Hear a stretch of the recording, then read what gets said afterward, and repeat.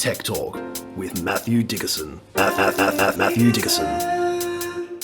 Tech Talk. Tech Talk. Sit back and relax. It's time to talk technology. Hello, digital funsters and virtual party people. Hope you've got your party pants on because we have one job to do right now, and that is to get down with what's happening in the tech world right now on Tech Talk with Matthew Dickerson. And here, on the mic, the techno wizard with the lyrical stylings. Welcome to the stage, Matthew Dickerson. Yo, Matt. Word. Now, virtual funsters. I'm not sure I want to be a virtual funster. I want to be a funster in the real I should have world. just included everyone. Yeah, that's right. No, digital funsters. Digital funsters, virtual party people. I want to be more than a virtual party. Okay. I want to be at the party. The real party. I don't want to be looking at the party and pretending I'm there. I want to be with there. other avatars. Yeah, that's right. Yeah, right. Okay. Now, this week I've had an interesting little job to do where I spoke to open an event and they wanted just a little 10-minute intro on something technology, which is fairly broad, and there's a lot of technology we talk about. And so it's a broad brush to sweep, yeah. It was a very broad brush, and so it's actually harder sometimes when you say, do a topic where you talk about anything, because, wow, that's everything we've got access to now. And I narrowed it down, I came up with this concept, and I started thinking about accidental discoveries. So, for example, Percy Spencer, he accidentally discovered the microwave oven because he noticed a chocolate bar in his pocket was melting. Very cool story, yeah. Yeah, when he's hanging around some radar equipment after World War II, and I wonder why that's happening. And next thing you know, we have the microwave oven. And then, of course, you'd know about Wilhelm Röntgen.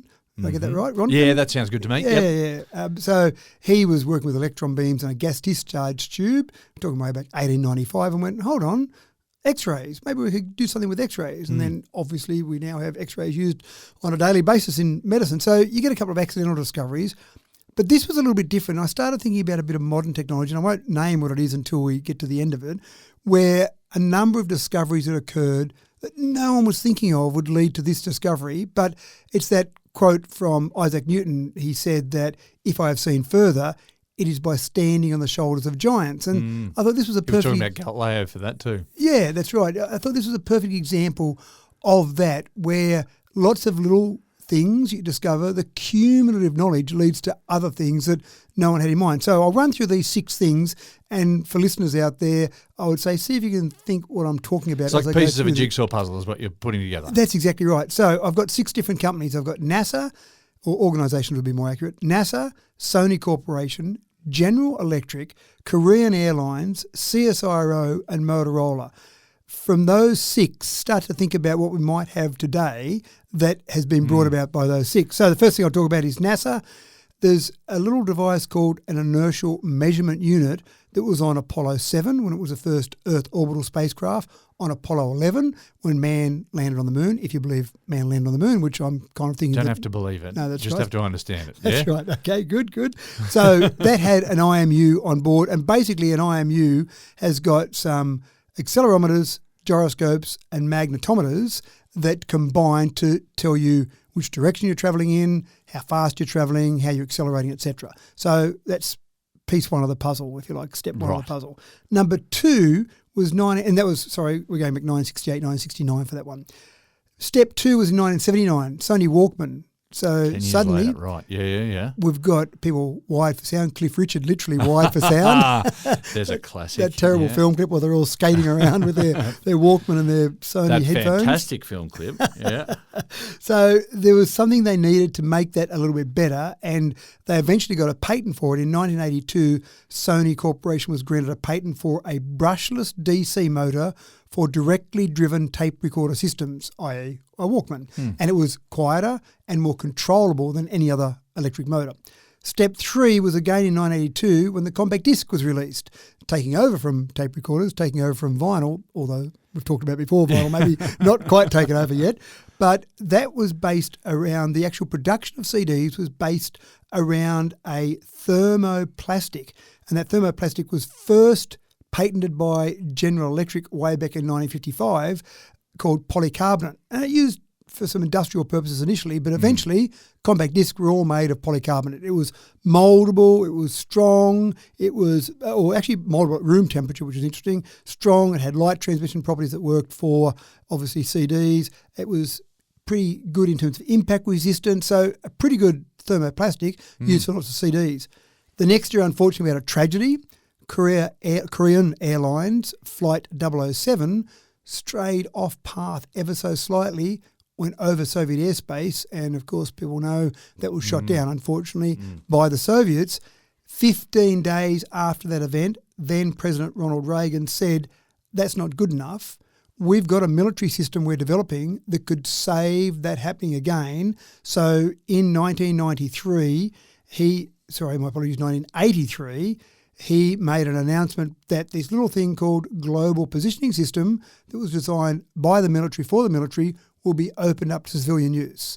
Now, it took to 1995 before all 24 satellites were up and running and people could use it from a civilian perspective, but the fact that it was announced that it would be used for civilians was 1983. So that was pretty interesting. Yeah, right, very interesting, yeah. Then 1992, CSIRO, they were granted a patent that was a modern method of communications for, what came to be known as Wi-Fi. So that little patent they had was a crucial part of the first Wi-Fi. 802.11b was the first commonly used consumer Wi-Fi in 1999. And then 1996 was the last piece of my puzzle when Motorola released their newest GSM digital phone called the Motorola StarTAC, and it was a clamshell. Remember the flip phones? It was a clamshell version of that. Yeah, vague memory of that. What they needed for that was the ability to have a battery that was light, good energy density, long-lasting, and also a bit of flexibility in the shape. So that was the first consumer usage of a lithium polymer battery. Put all those things together, and then you've got a little modern device called a quadcopter, or let's call it a drone. I was going to start putting the pieces together and see. Oh, sorry. Let's go back. So what do you think that might be? Sorry, you've got a small battery. Yep. Right, small and light battery. You've got GPS. Yep. I'm trying to recall. There were 6 things, weren't there? There were, yep. Oh, so you've got Wi-Fi. Wi-Fi. Yep. So you've also then go back to the inertial measurement unit. Yeah, right, Yep. okay. You've got thermoplastic. Yeah, okay. Yeah. And you've also got the other one in 1992 was Sony with nice little motors. The tiny little motors. Yeah, quiet, tiny yeah. controllable electric motors. Yeah. So what do you think if we put all those together you can come up with? I don't know. I went just a bit early. Quadcopter, what sort of... you have to help me. All right, a quadcopter drone. There we go. So the modern drone, if I go back 30 years, I'd say... If I go back 40 years, I'd say impossible. 30 years, I'd say... pretty hard to build what we've got. 20 years, you're starting to get the pieces falling together, and drones really started to become more commercial, consumer-wise, if you like, maybe 15 years ago. The drone that we think of, the quadcopter drone we think of now. So you put all those pieces together, you get this thing that no one, an IMU for Apollo to land on the moon, no one's thinking, and one day we'll have a quadcopter drone that you can fly around and do cool stuff with. No, it just requires the right brain to think of it. And stick it together. Even the use of the 4 propellers, like everything that was before that was just single propeller with a stabilising propeller on the back, just like a helicopter. Yeah, that's right. So they were designing these helicopters, and they just didn't have the stability or whatever. And the other part is it took skills to fly a helicopter. Yeah. So even a helicopter that was a toy helicopter, it took skills to fly it. And I read one story from one gentleman who did fly toy planes and toy helicopters, and he said then this quadcopter drone came out, and he handed the control to his wife, who's never flown a toy helicopter before, and she starts flying. He said, "Oh my gosh, where are all those skills that I've built up over all these years are thrown out the door?" So the other cool part is then when you get drones, as we've got now. So we've got Zipline, we've talked about them before, 1 million deliveries now. You've got over 100,000 deliveries of cups of coffee in Australia from Wing, which is a subsidiary of Alphabet. So we're actually doing drone deliveries of coffee. They've actually stopped now, but they did. They ran a trial for a couple of years and they were doing drone deliveries of coffee. Now, I think Zipline focused on pharmaceutical supplies and blood. Yeah. Many people would say their coffee was just as important as those pharmaceutical supplies. So you've got ones doing that. Amazon have talked about 500 million parcels a year autonomously via drone by the year 2030. So it's pretty cool what you've got there. You've got drones that inspect crops and spray herbicide on them. You've got drones that inspect power lines. Yeah. The things that we'll talk about Danger in 5 years' zones time. and whatnot in times of natural disasters and things. All those sort of things. So quite incredible. So I just thought, I actually found it interesting, so hopefully our listeners do as well. But you don't really think of all those things when you're designing something, and that's where that cumulative knowledge, building upon that previous knowledge. I think that's where that's a really good example of all those bits of knowledge. Absolutely amazing. All right, people, today we're going to see what it's like to have a conversation with yourself with a little help from AI. We're going to explore the impact that social media has had on the collective way of thinking, and we're going to give the image of James Dean's Rebel Without a Cause a bit of a 2024 makeover. All right, but it's time to get this show started. I think this first story is either going to be the coolest thing you've ever heard of or the stuff of your worst nightmare. Autonomous driving is here, of course, but so far it's been mainly taxis and the odd bit of dabbling with a Tesla. For the better part, it's involved mostly travelling at lower speeds until we've worked things out a little better. But some people get bored all too easily. And by some people, I mean the folks from the UAE. From the land where money is no object, the land where outlandish possibility becomes probability, comes autonomous vehicle racing, folks. A track free of drivers' egos, where a set of steely nerves are wholly redundant. There's some novelty value here, Matt.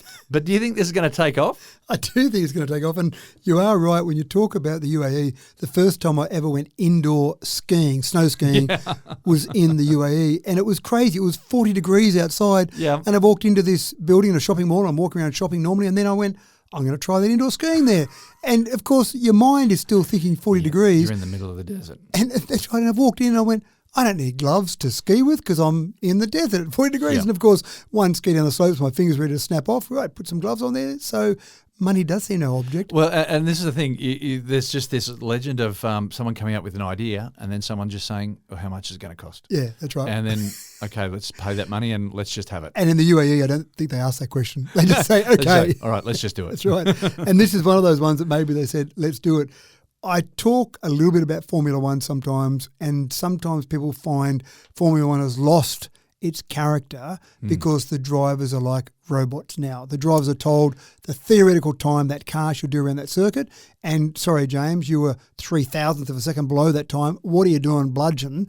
Not having a real crack at driving. So it's taken a bit of that. Yeah, right. Driver has a spin, comes from behind, and wins, all that sort of thing out of it. Well, let's forget about the idea they're becoming robots. Let's just say... Just make them robots. Exactly right. And that's what they've done in the UAE. There is a race series where you've got 8 university-affiliated teams, and the job is for them to build a race car. They've certain specs, the same as Formula One. Build a race car. It's called Super Formula Cars, and not put a driver in there. It's not remote control. They don't have people back in the pits with a little remote control going, hey, let's just drive them around the circuit. They have to be controlled by AI. And just the same as in a real race, you've got parc fermé where you can't touch the car after you're in parc fermé conditions. You can't touch the car after it's on the grid. So no control. When I say not touch it electronically. So you can't do anything after it's on the grid. It's got to control itself. It's got to think for itself. It's got to make decisions for itself. Yeah. Now, I thought that'd be really interesting because you could punch in a whole range of data after doing some testing and say, theoretically, you can lap around this circuit in 1 minute and 32 seconds and go and do that now because you're not going to miss your braking marker. You're going to get everything right.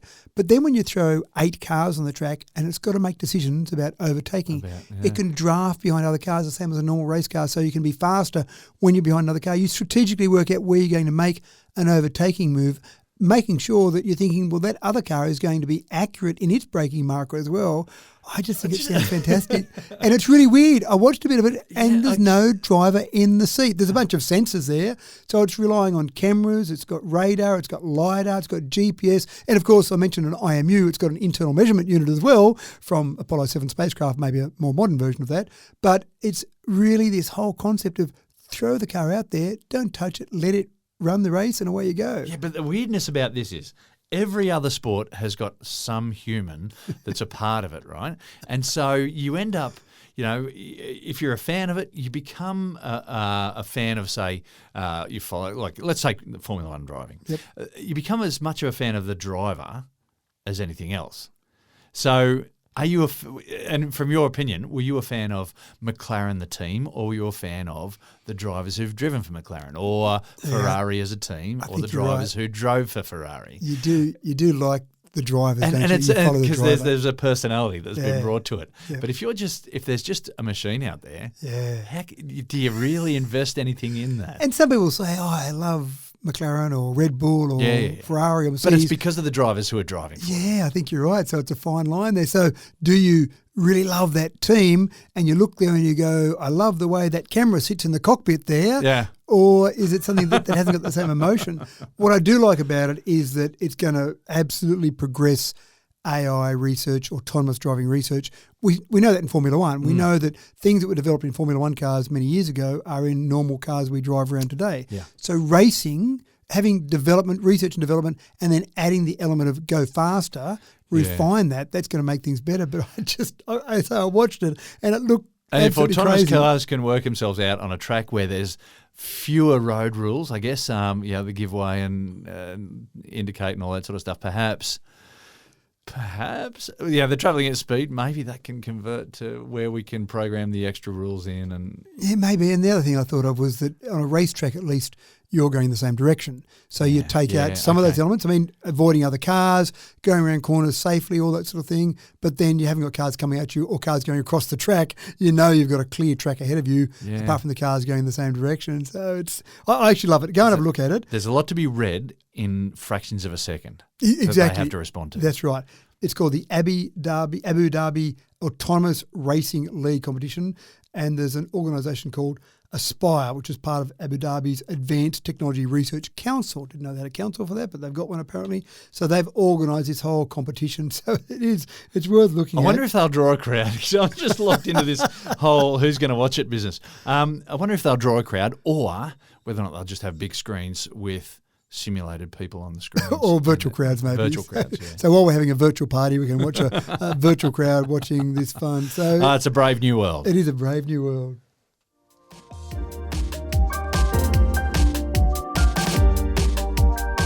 I still remember clearly marvelling at Christopher Reeve in the original Superman movie of 1978 when it was fresh on the silver screen. And I remember some time later the conflicting feelings of both wonder and disappointment when it was revealed to me just how the movie men actually got him to fly. 46 years later, the days of green screen technology are numbered. Today's audiences are far more discerning.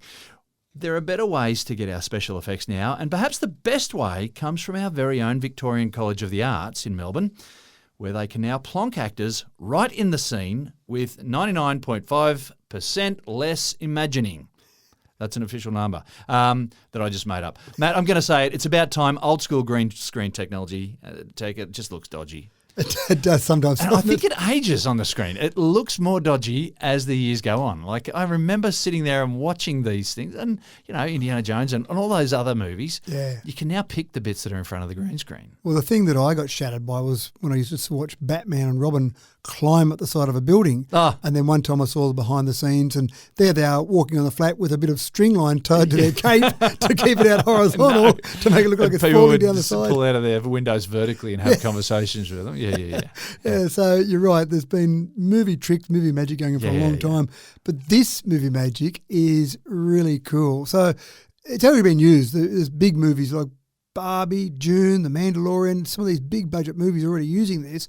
So instead of a normal normal green screen, and again, you see behind the scenes and you see a big scary monster behind the scenes. It's a green tennis ball that the actor's got to interact with and go, oh, I'm scared by that green tennis ball. Oh, no.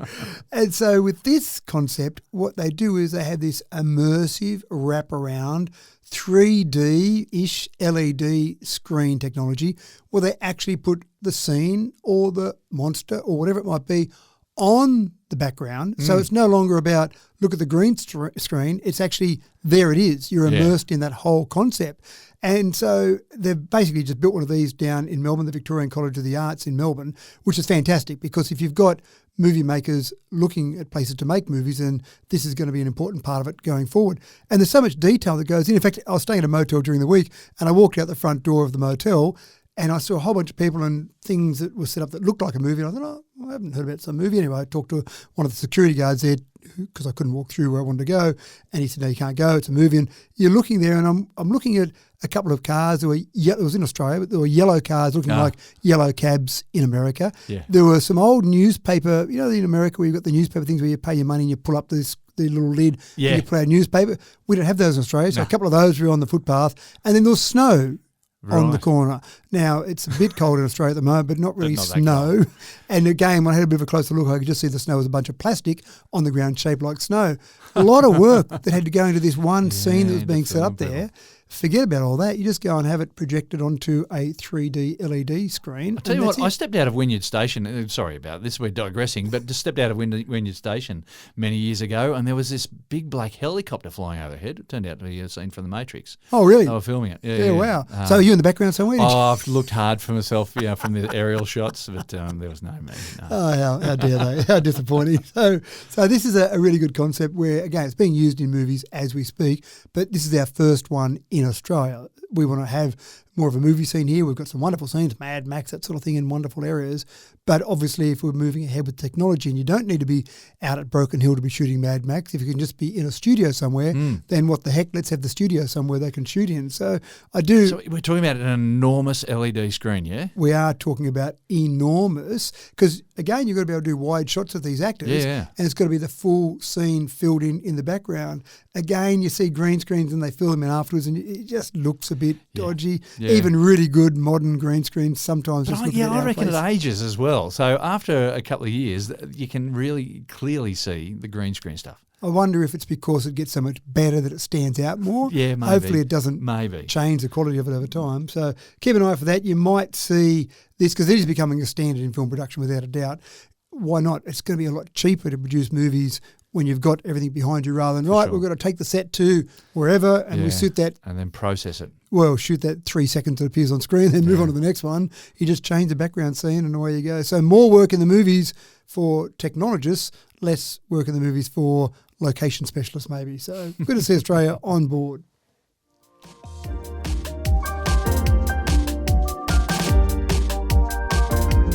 From screens to cameras now. Now, there's no point in having mind-meltingly high-resolution screens these days if our camera is still taking low-res video with a low-budget romantic haze around the subjects in the frame.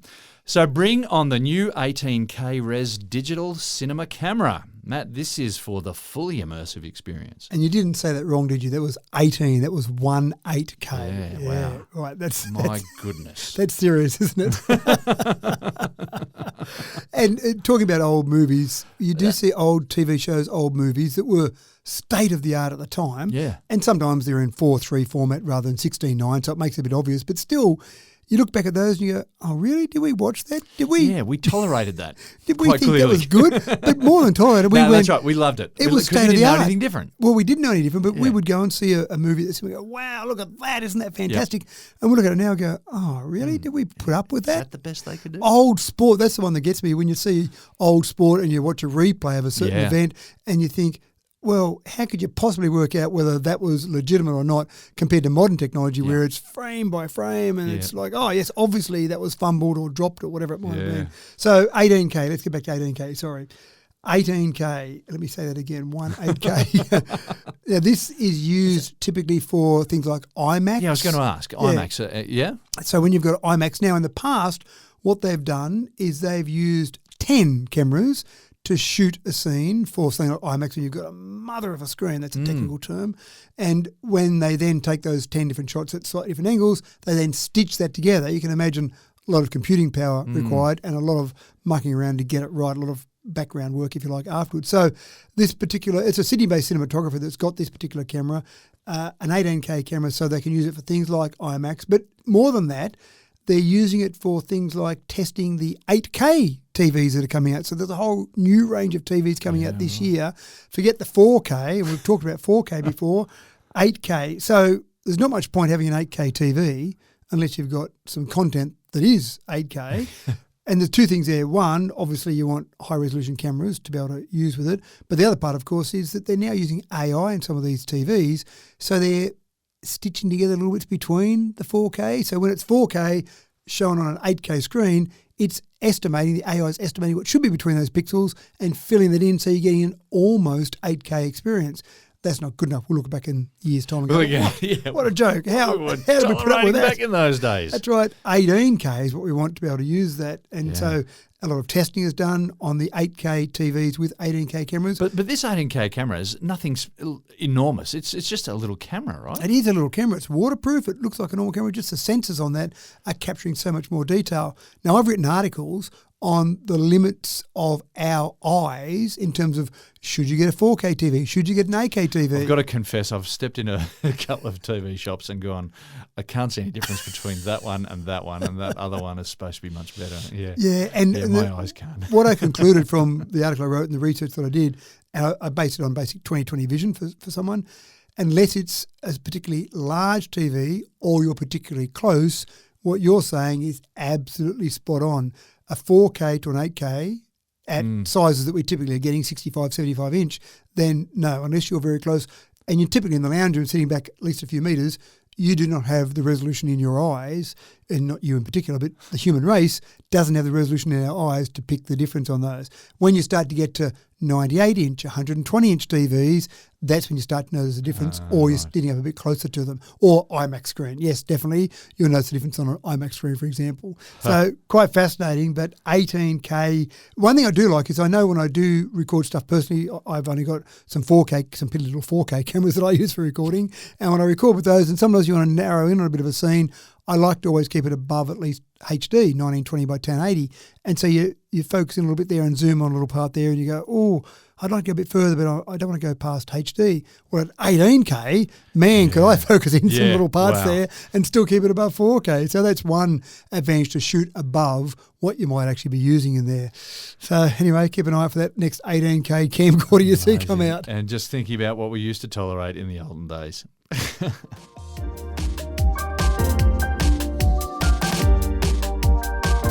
The power of social media.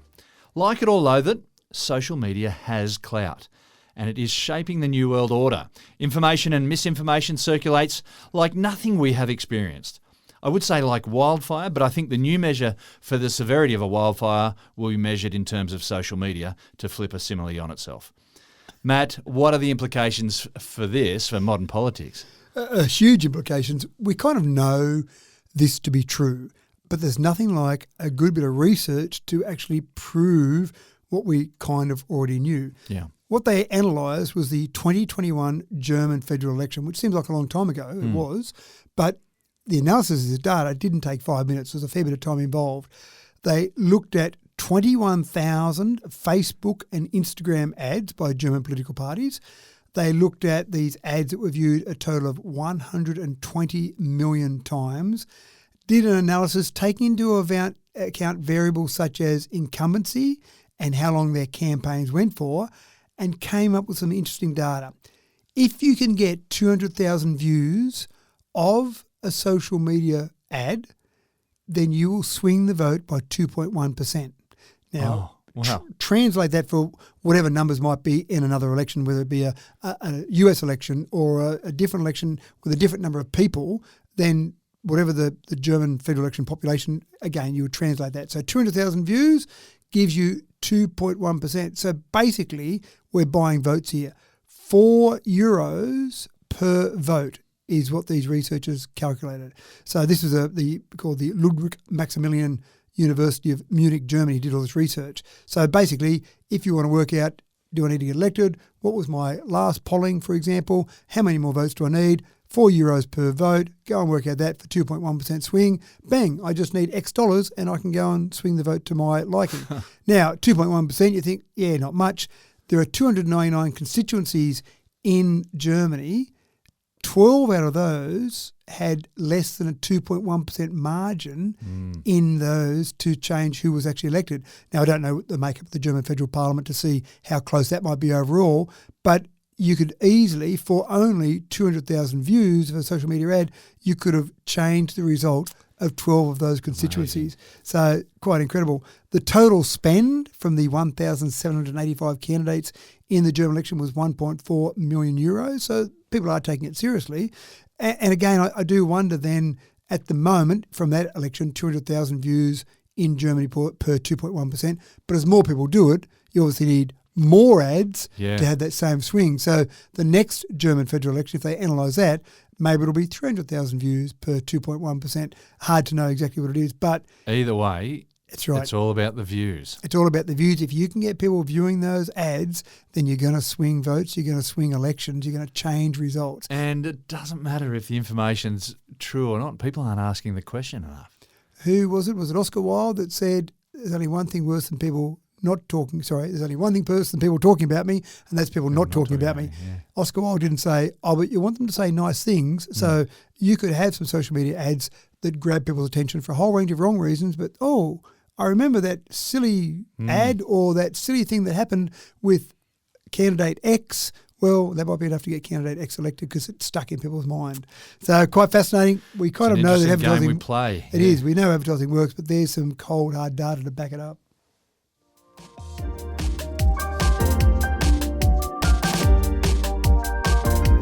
Reid Hoffman, co-founder of LinkedIn, has interviewed himself, or rather the deepfake avatar of himself. And Matt, the world just got a little bit weirder. It did.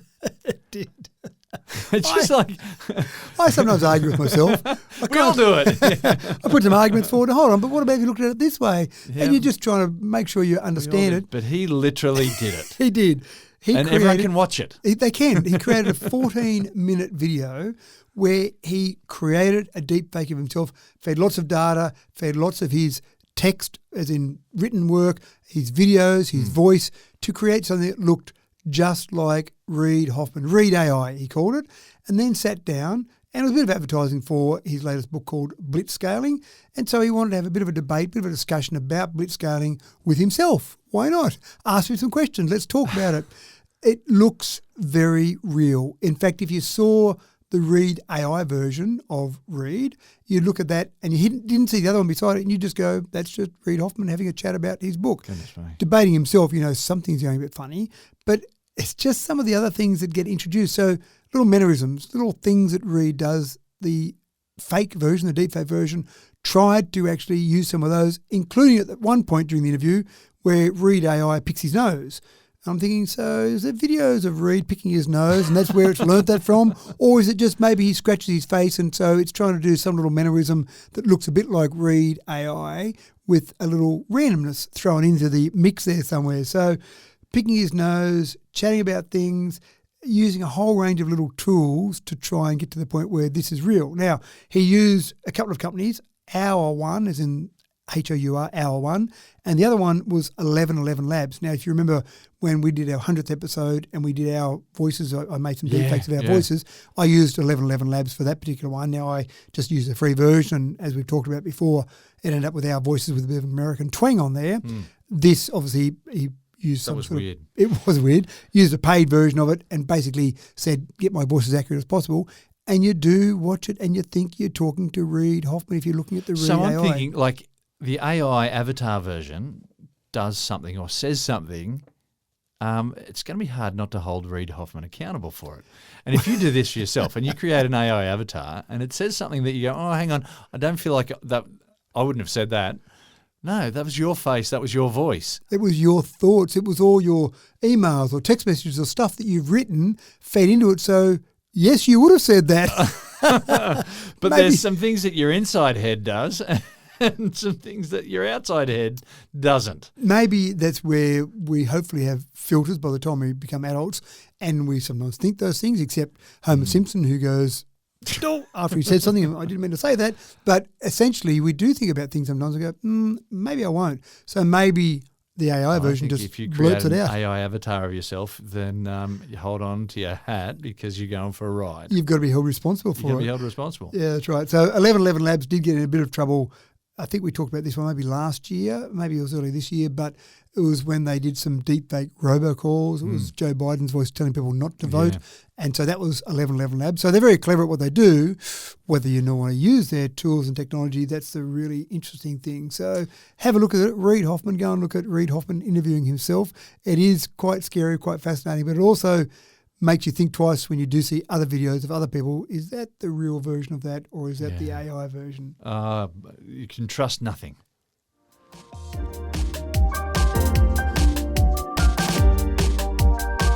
What do you give someone who already has everything?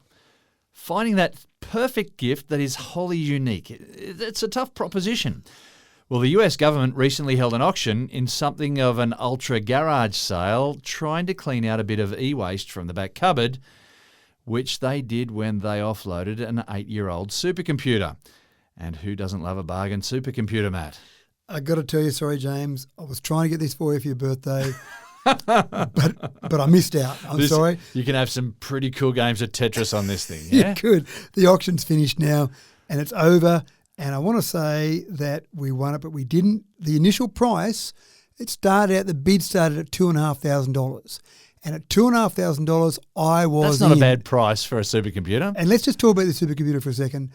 2017, it was first utilised. Sorry, it's got a name too, hasn't it? Yeah, sorry, the Cheyenne supercomputer in Wyoming. When it was released in 2017, or first turned on, if you like, it was the 20th most powerful computer in the world. So that was back in 2017. Yeah, right, so it wasn't too bad at that time. I think it was built 2016 and first turned on at the beginning of 2017. Right, okay. So not too bad. So you think that's got a fair bit of grunt about it. It was mainly used for weather forecasting, but as with lots of supercomputers, you can book out time on them. You can use them for lots of things where you need really powerful calculations. This thing had around about 8,064 Intel Xeon CPUs, so it had a few CPUs on board. It had the equivalent of 145,152 CPU cores, 306 terabytes of RAM, and the thing that was most disappointing is it had 40 petabytes of data storage, but that didn't come with it. You didn't get the data storage because they thought there might be some sensitive information on there, so you didn't get that as part of the deal. But you still got the 306 terabytes of RAM and the 8,000 processors, so not too bad. So $2,500, I was in. At $2,500, I'm there. I thought James will love this. I'm not sure. I know you've got a bigger block of land than I have, so I was thinking about it more for you because it did weigh 12 tons. And covers about 200 square metres. Yeah, okay. So you had to have somewhere to put it. Somewhere to put it. And you can't put it under a tarp.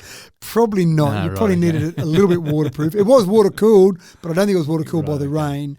Unfortunately, as the bidding ticked away, 27 bids later, it went for $480,000. Wow. And I tapped out by that stage. I'm sorry, look, I do like you, but I just didn't like you quite that much. What you're going to do with that supercomputer if you're not a government? Well, I actually think they're going to break it down and sell it. I reckon if you look now Sell it for parts. on the market, in the near future, you'll sell a lot of Intel Xeon CPUs and a lot of RAM on the market. What good's a supercomputer if it only lasts 7 years? Well, this actually went longer than predicted. They actually said that they only built it for 2. because of COVID, they would have liked to have replaced it earlier, but they couldn't get some of the replacement processes happening, so they had to just keep it a bit longer than they normally wanted to use it. So we talk about people bemoaning their little notebook they buy and 3 or 4 years later they have to replace it. So feel for these guys because this one, e-waste, that's right. This one they spent about $30 million on. So yeah, I don't know if that's good value for money. So they spent $30 million on it and they've been able to recoup about $400,000. That's right. Okay. So $500,000 7 years later. Now, if you were going to plug it in your place, which again, you aren't, sorry, because I missed out on it. But if you were, you also needed to probably upgrade some of the power going to your house because it's about 1.7 megawatts it uses. Wow. Now, I've got a new standard That's for measuring power. bill. I thought, what else uses 1.7 megawatts? And How many swimming pools? Sorry. Well, no, a suburban electric train. Uses, okay. So that's our new measurement of power. Right. Of peak power consumption is suburban electric train. So this is one, what I call one SETs, one suburban electric train is this supercomputer. If you want to do another Does it matter way, how many cars are on that train? Is it an 8-car suburban electric train? well, I just had to average it out a bit. I looked at a few different ones there. 4-car So, train. All right. So, or 10,000 normal computers, if that's of any assistance to you. So 10,000 normal computers or one supercomputer for your 1.7 megawatts. So I'm not sure most people have that 1.7 megawatts available at their house. Yeah, so you might have to well, I guess I'll have to wait till the next supercomputer comes onto the market. onto the market. The next I'll try harder next time, I promise.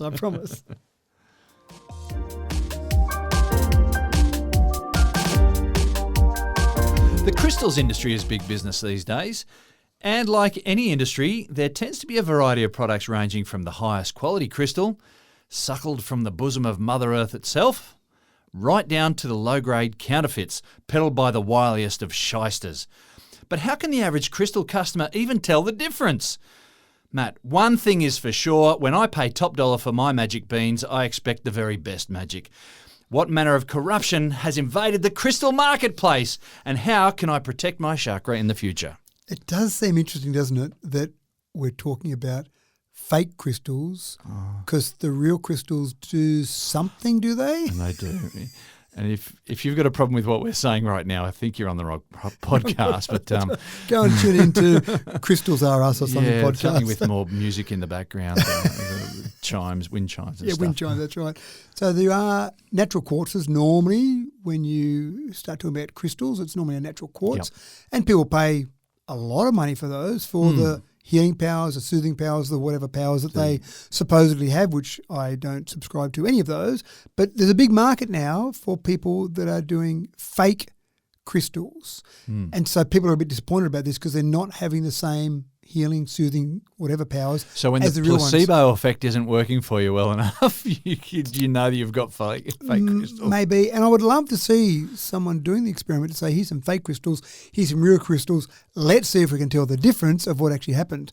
It is actually quite interesting to show how far we've come, that we are able to manufacture these real fake crystals, the fake crystals that look and act. So here's the tech part. That's right. We can fake crystals. That's exactly right. And people are fooled by them. You've got to get down to the stage where you're using some pretty good technology to actually pick up the difference. So a bit like, say, cubic zirconia, and you compare that to a diamond. For me, being a rank amateur with diamonds, I go, it looks pretty sparkly, it looks pretty good to me.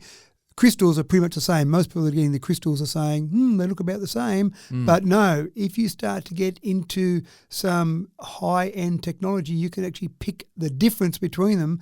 You've got to use a bit of some technology like a Raman spectroscopy process. So most people don't have that have crystals. That's Maybe right. X-ray diffraction you need to actually be able to pick the difference here. If you don't have a Raman spectroscopy device or some X-ray diffraction devices, then buy both, because they probably have the same effect, I reckon. Maybe I'm a bit cynical there, but Surely I'm not there's convinced. a camera that can, if you're holding onto the crystal, it'll detect the aura. Maybe. The Aura camera. An 18K camera is what you need to detect the aura there. Bingo. So if you buy your crystals, be on the lookout for some of these fake crystals on the market. They're pretty good fakes. I will.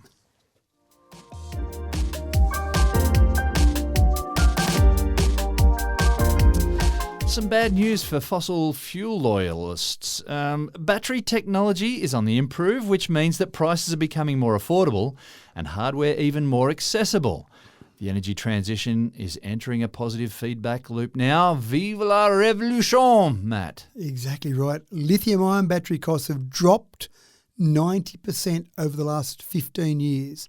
There you go. On the way down. I remember the first Tesla I bought, I was told that about 60%, maybe more of that car value was in the battery. So you knew that prices were probably going to drop. It wasn't going to have great resale value because there was so much value in that battery. And there's a bit of the proof of it, 90% of there. The energy sector, though, not EVs, the energy sector consumed 90% of all battery production in 2023. So it's good and bad. Prices are going down because the energy sector is using so many of the batteries. But again, that's probably taking them away from EVs. And I'm finding that interesting because I thought there were other ways that we would have storage of power. We do see other ways now, pumped hydro, for example. There are other ways that people can store power away from batteries. Batteries still nice and easy and convenient. Put the power in there. It doesn't lose too much each month if it's not used, and then take the power out when you need it. But apparently that still seems like the most common way to go in terms of using that.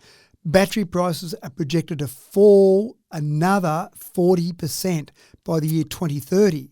So this is going to just keep bringing car prices down, EV prices down, which is fantastic.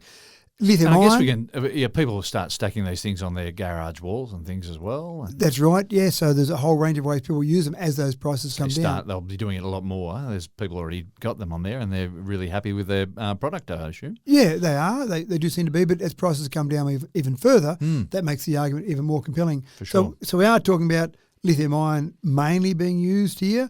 But again, then when you focus on certain types of technology, you focus on certain resources that you need, and that might be a bit harder to get some of those in as time goes forward. But then you've got other things like lithium iron phosphate. Now, lithium ion, ION, as compared to lithium ion, IRON, Yeah, phosphate. So they're becoming more popular, and so you're finding that they need things like nickel and cobalt as well in some batteries. So I think we're going to get to that point where we've got different types of battery, different things are used in them, different resources are used, but mainly we're getting better pricing and we're getting better production of these batteries, which helps us in a whole range of different areas.